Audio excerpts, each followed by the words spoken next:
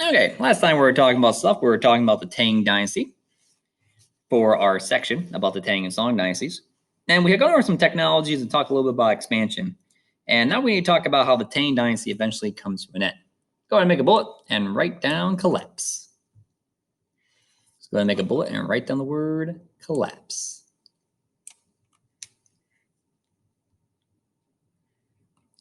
So the Tang Dynasty eventually comes to an end. And part of the reason why it comes to an end is that the amount of money that the government was bringing in was starting to disappear.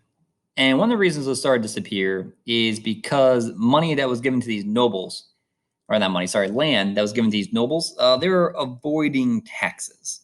Go ahead and make a 1 and write down imperial land grants to nobles who avoided taxes. So you had these various lords who had these large chunks of land, and they're supposed to be paying taxes that they collect. So they collect money from the people living on their land, and they keep a portion of that money, and then another portion of that money is supposed to go to the government. But a portion of that money that was supposed to go to the government never ends up going to the government. And because these nobles weren't paying their taxes like they're supposed to, the amount of revenue that the government was getting smaller and smaller, which was keeping the government from being able to organize a large, military force in case there was a big problem or something like that happened. So population was growing quicker than what they could for the land. That was another big problem as well, just population growth. And also there was a big problem as well in which if you weren't Han Chinese, you weren't supposed to have contact with other ethnicities. There's like 55 other ethnicities in China. So that was also a big problem as well. The military is mainly supported also by mercenaries by this point. Let's go ahead and make a 2 and write down the word mercenaries, and I'll explain what that means. So make a 2, write down the word mercenaries, and then put an equal sign. And I'll explain what mercenaries means first, and then we'll write down after the equal sign what you're supposed to have there. So what ends up happening is that the military, instead of being supported by these militia groups, these groups of people that had weapons and were living in a town and got together every so often, and the government would come by and pick them up if they ever needed them. Instead, what was happening here is the military was supported by mercenaries by this point in time. Mercenaries are troops that you hire for money. So it's not like they're not like regular civilians that you're picking up into your military force and such. You're not just like, hey, I need volunteers from the city. It's nothing like that. Instead, there's soldiers for hire. Okay, so make an equal sign after the word mercenaries. And then we're going to write down soldiers for hire. Oops, didn't spell soldiers right. There we go. Soldiers for hire. Okay, so we got mercenaries equal sign soldiers for hire. So that's what mercenaries are. They're soldiers for hire. They're soldiers that you can just pay money to. You can have them on a contract, and then they kind of work for you until the contract is completed. But they are more expensive than regular soldiers. Regular soldiers, way cheaper than hiring mercenaries. So mercenaries pretty expensive. All right. Another big problem as well is that a civil war eventually broke out as well. Go ahead and make a 3 and write down civil war.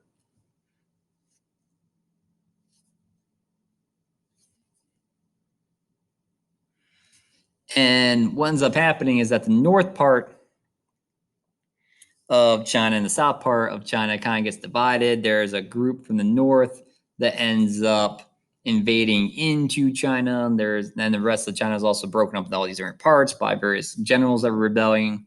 So China kind of breaks up into several parts, and they're fighting for control of the country. So they end up breaking down into this civil war. So after the word civil war, so we have 3 civil war, then make an equal sign after the word civil war. And I'll explain what a civil war is. A civil war, so we got civil war, equal sign, and it's when parts of a country fight for control. Okay. So civil war, equal sign, and it's when parts of a country fight for control of that country. Okay, so you have various parts of that country are fighting for control. In the United States, we have the American Civil War between the North and South. In China, in this situation, you had multiple groups fighting for control of the country. So multiple parts of the country fighting for control over the entire thing. So you had this very large civil war. All right. So eventually, as I said, Song Dynasty or Tang Dynasty comes to an end. It ends up collapsing due to the civil war, and the Song Dynasty takes over. Go ahead and make a new bullet. I'm gonna write down Song Dynasty, and I'm gonna write down 966 to 1279. So we get bullet Song Dynasty, 966 to 1279. So now the Song Dynasty is in charge. So no more Tang Dynasty. Song Dynasty ends up winning in the Civil War. Right? So Song Dynasty is the victors of the Chinese Civil War at the end of the Tang Dynasty.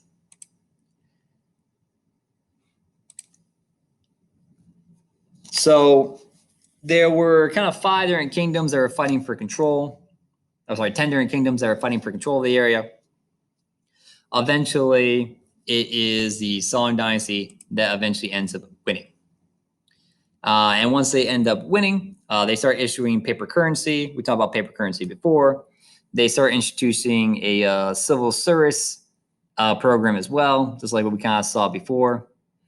You have personal property taxes, kind of like we talked about before, land taxes. They're also now training up militias and supplying with arms. So instead of you buying your own equipment, they were actually giving weapons to people in the cities, and they were actually training those people up. So those people were getting some training year round. So instead of just some people getting together that had weapons, and being like the town militia, now it was, hey, some people getting together every couple of weekends and actually getting some training. So actual like official training. Okay, so you actually had trained members. Still not trained year round, so still not professionally trained year round soldiers, but they at least had some training now. All right. Now, one of the big problems that was happening is that in the north part of China, they constantly were getting attacked by these Mongolians. So Mongolians were constantly moving on the north part of China and constantly attacking them. And to get the Mongolians to stop attacking them, they were paying the Mongolians in silk. So let's go ahead and make a 1 and write down paid Mongols and others in silk. So the Mongols were getting paid in silk to leave the Song Dynasty alone. So it was like, hey, stop attacking us. Here's some silk. Go away. All right. So that's basically what was kind of happening. So that was kind of the Chinese way of dealing with the Mongolians, was just kind of to pay them off and have them, and then, they were leaving them alone.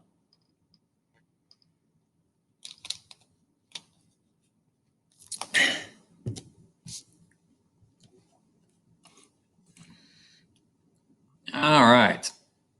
So I got a couple of artworks and so forth to show you from this time period for culture. A lot of the paintings are going to focus more on landscape, some more drawing a landscape. All right. Some more talking about the landscape pictures are more about the harmony between humans and nature. All right. So that's kind of what this is mainly going to be about, a lot of these pictures. So this one is first called Summer Mountains. So this is called Summer Mountains.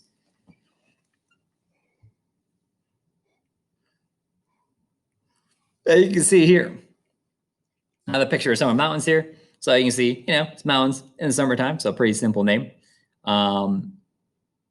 Yeah, and it's a landscape. So landscape is just, when you draw the landscape, when you draw the landscape.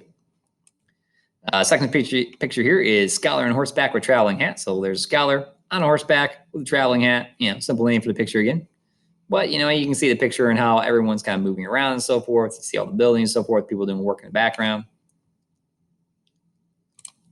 Next thing here, this is a glazed pottery.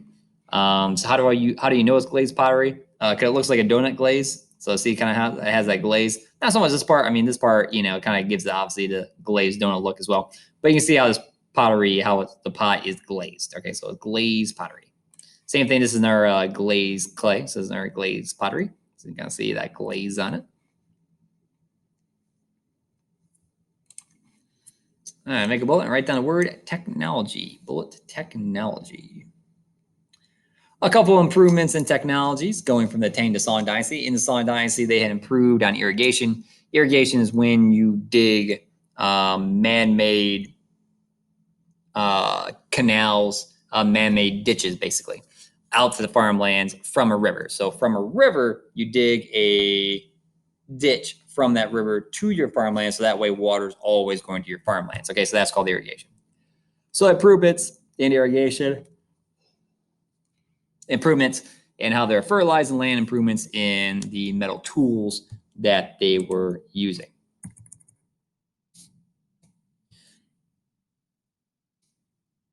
Go ahead and make a 1. And the first one we're going to talk about is canal locks. So make a 1, write down canal locks. Canal locks just allows boats to travel from one river to another river. It's a canal, so it's a canal, a ditch that connects two rivers together, and there's a lock on both ends that'll let that boat travel from one to the other. Rivers aren't the same height, so that's why you have canal locks for it. Let me show you a picture, and hopefully that will make more sense. Canal lock.